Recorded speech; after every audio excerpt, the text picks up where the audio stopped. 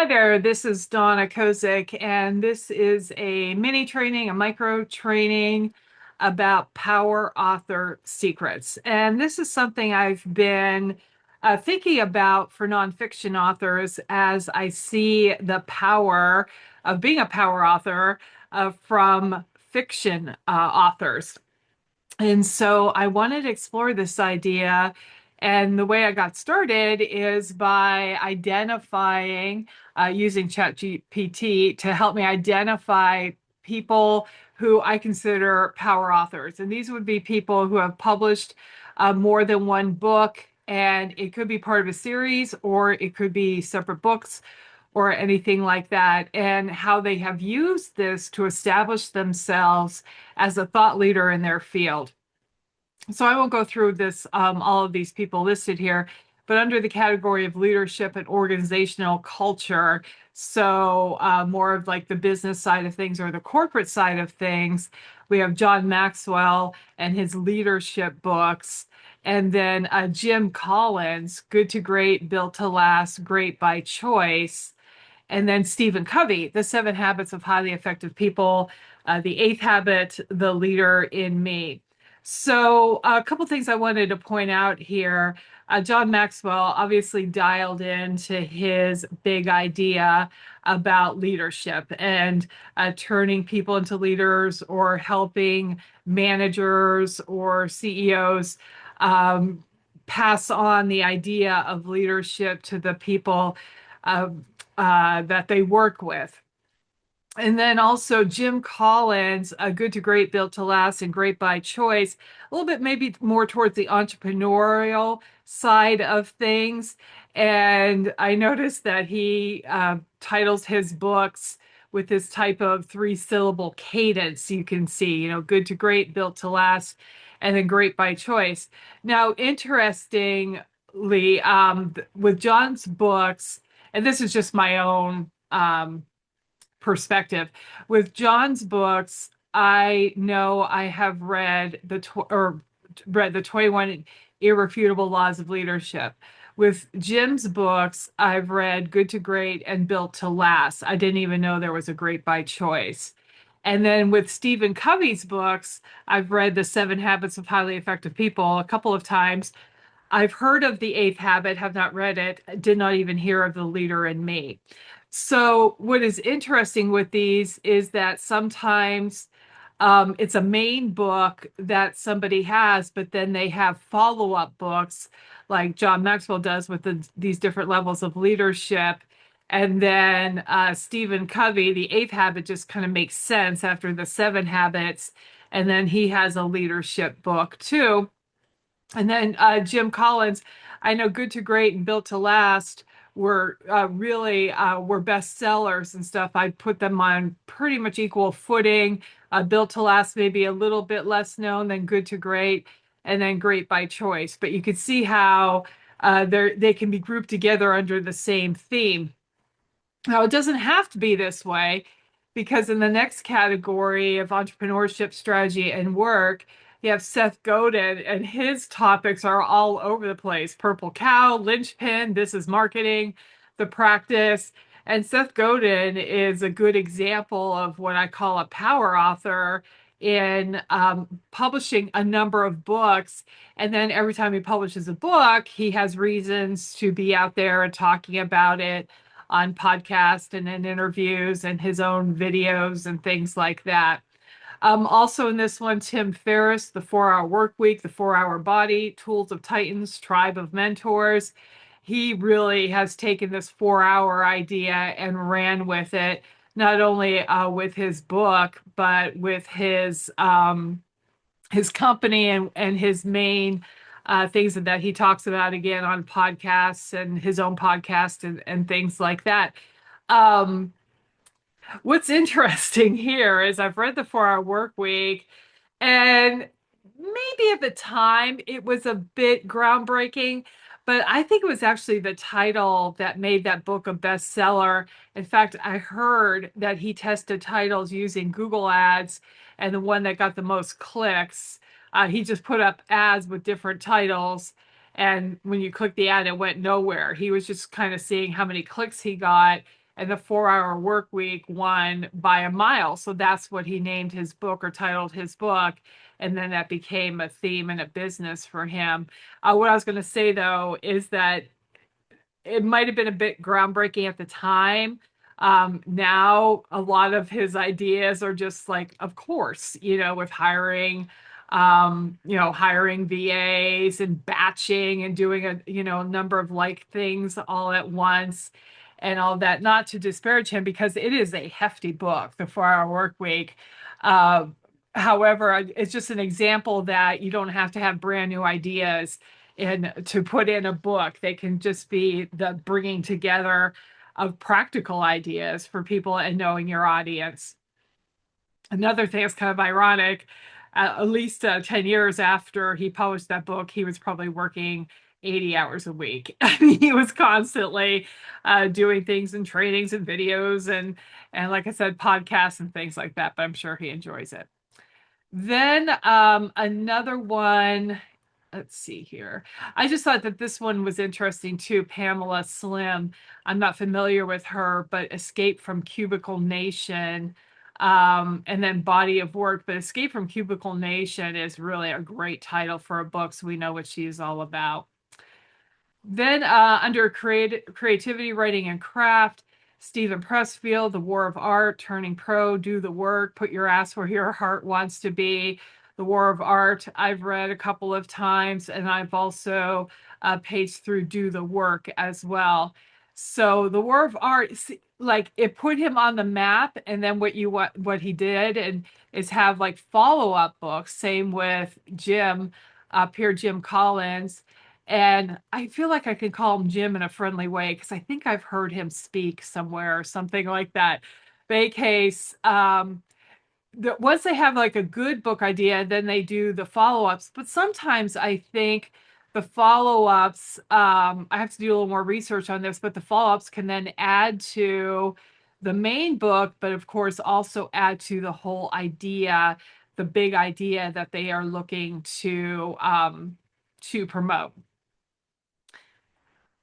And Anne Lamott, Bird by Bird, Help, Thanks, Wow, Almost Everything, and Small Victories.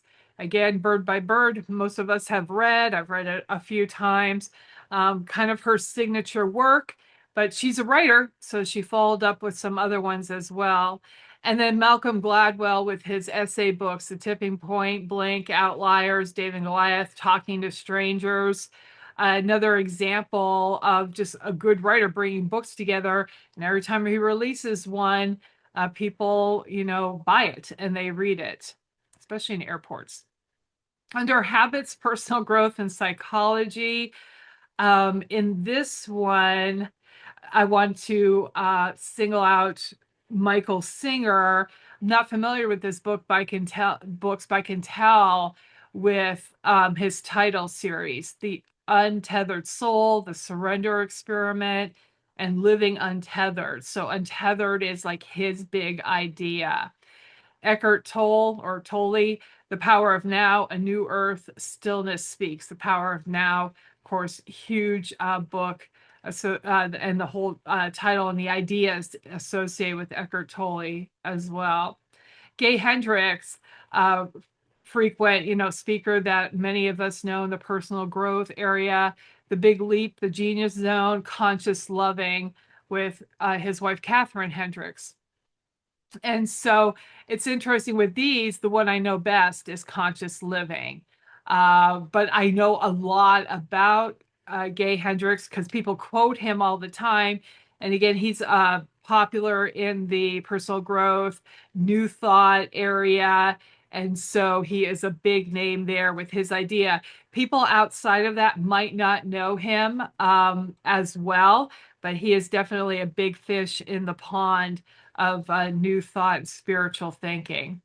Speaking of spirituality and conscious living, Coach Aligned, both of these names might be familiar to you. They're familiar to me. Marianne Williamson, A Return to Love. Read that a few times. And then that was like her version, I believe, of A Course in Miracles. And then she also has The Law of Divine Compensation, A Year of Miracles, and Tears to Triumph. Let's see here. Also, Deepak Chopra, dozens of books, including The Seven Spiritual Laws of Success, Ageless Body, Timeless Mind, The Healing Self.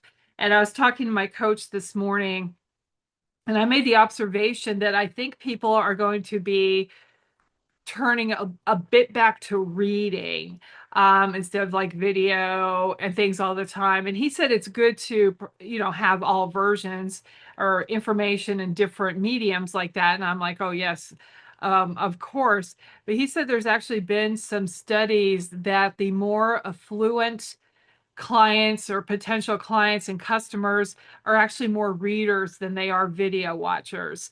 And so longer emails and books appeal to that audience. And I thought that was really interesting because it makes sense to me. I signed up for the Hay House boot camp that they're having this week. And it's like 3 hours a day for 3 days, I believe. And the first hour was, here's more about us and telling little stories and things like that. And I could barely take it because I'm like, I was there for the research purpose of things. But to me, it was not interesting. And I wish I could have like skipped forward to whatever information they were going to share. Well, you can do that with books. You can move right ahead. And I mean, I guess you could fast forward in videos, but the point it being that readers, I think, are conscious about how they use their time.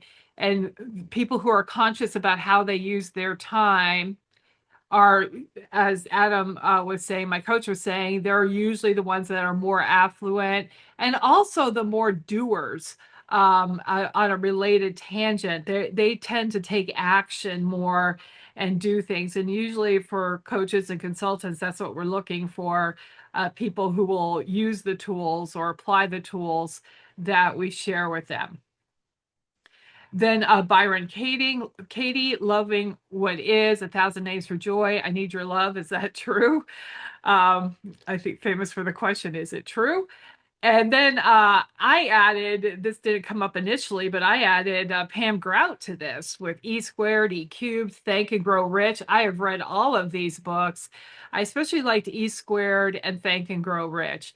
And then she also has Art and Soul Reloaded, The Course in Miracles Experiment, and Living Big. So Pam is definitely someone I follow. And you can see where she has this big idea about living in joy and manifestation. And so that is her theme. Did I say Think and Grow Rich? It is Think and Grow Rich. That is her theme in her books and in her talks. And I might know a little bit more about Pam Grout, but not a whole lot more because this is her message. This is her big idea that she takes out again and again and again. And then a couple more here. I will highlight, here's one about like food and health and lifestyle, which I know we have a couple people interested in. And so Michael Pollan talking about that. You can tell from his titles, that's his big idea. And then Robert Cialdini, I think that's how it's pronounced, Cialdini, Influence, Persuasion, Influence, New and Expanded. And his book, Influence, is just, referred to time and time again by a lot of people out there in the marketing field and in the branding field. And he, had success with this book like years and years ago. And then now there's a new and expanded edition out. So that's showing, again, he stuck to his big idea throughout. And that's what makes him and the other people on this list what I call power authors. So we have a power author even right here in this room. I was, as I was starting this recording, I'm like, there's Vicki Dobbs with at least 4 of her books. And, I know you have more, Vicki, that on your image behind you in your Zoom room image.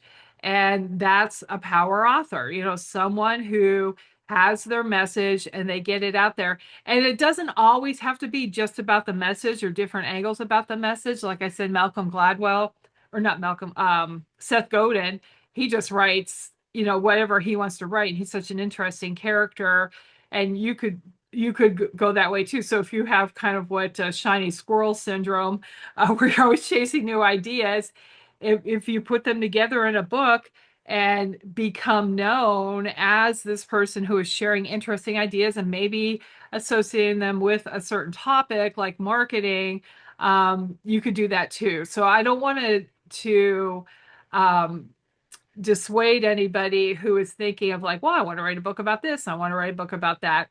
I think it's just the idea of writing the books. Even look at myself. I, published my first fiction book this week. And so I'm like, okay, and then this is going to be part of series. And then that's how I started thinking about this for nonfiction authors.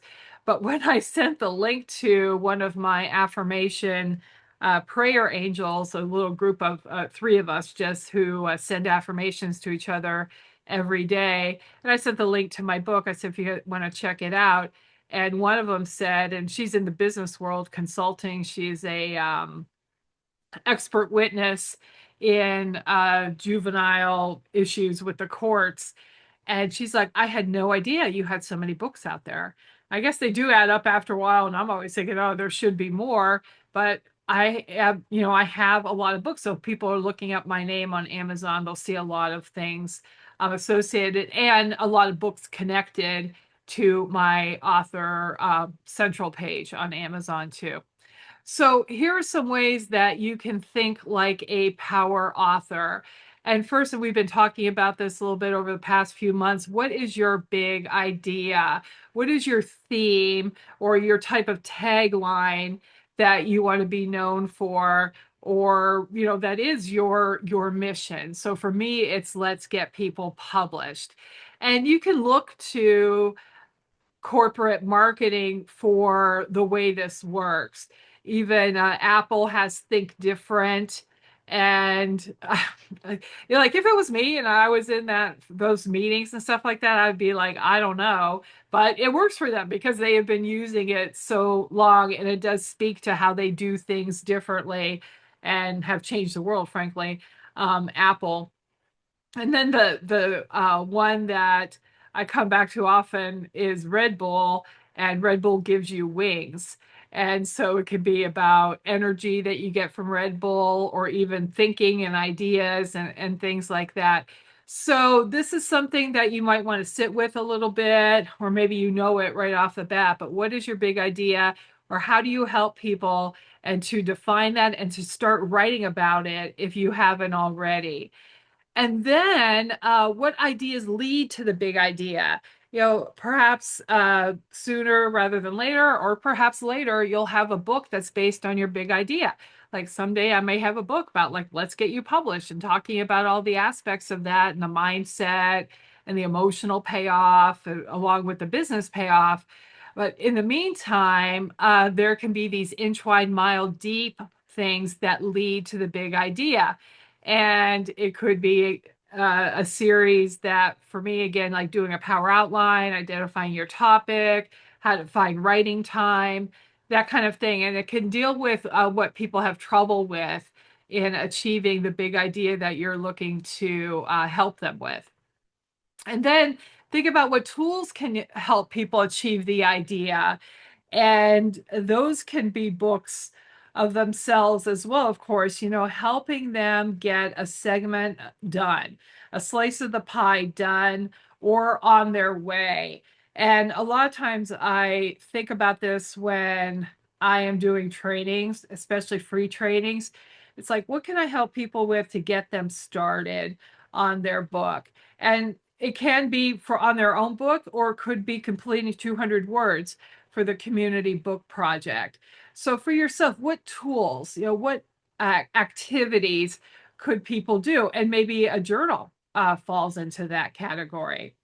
And then I also added this question: what are you interested in now? So if you talked to me 2 years ago and said, Donna, do you ever think about writing a fiction book? I'd say, no way. I love to read fiction, but there is no way I could write it. And then here I am with publishing a Sugar Maple Falls Thanksgiving. And what I became interested in that as a in doing it after attending my Hallmark Christmas movie writing class last year and hearing a speaker talk about intellectual property of all things. And she has a couple of books, Karen Schaefer, and her theme of her books is Christmas Camp. And so she has a couple of books, but she said the books really help establish her intellectual property. Well, I became very interested in that because, first of all, it's about like, oh, kind of putting my stamp on these are my characters and this is my setting for my books, but also it's about publishing books. And I'm like, oh, it's not just about scripts and writing and formatting scripts and pitch pages and all this business. It can be about writing a book too. Well, I know how to do that.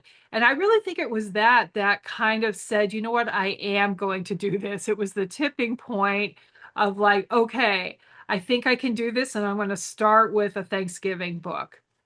So I became interested in it, and now not only do I have the book published, but I'm doing a workshop, and I could see myself eventually, after I write a few books, talking about my process or writing a book about my process, because this is what I'm interested in now. And I realize that I have brought some of the techniques that I use and that I train and show people how to use in nonfiction books. I can apply them to the fiction book and a few other things I learned along the way too. So being interested in now. And so when you have a passion or even something that borders on obsession, and it is a kind of topic that might make a good book, and you keep getting this nudge to write this book, and I don't know why, but I feel like I should do it. I say, follow that nudge and write and see what happens with it and what happens with the content of it. All right, so there you go. Some information about becoming a power author secrets. And this is of interest to me, of course, because we also, not only do I show people how to write and publish books or how to write books, but we get them published with my Done For You publishing program. And I have an all you can publish program that fits nicely with people who are looking to do more than one book and become that power author. And if you're interested in that, of course, you can connect with me at doneforYouPublishing.com or drop me an email at askdonnak@gmail.com and put all you can publish in the subject line. askdonnak@gmail.com. Until then, this is Donna Kozik, and I look forward to seeing you on Amazon and seeing you in the bookstore.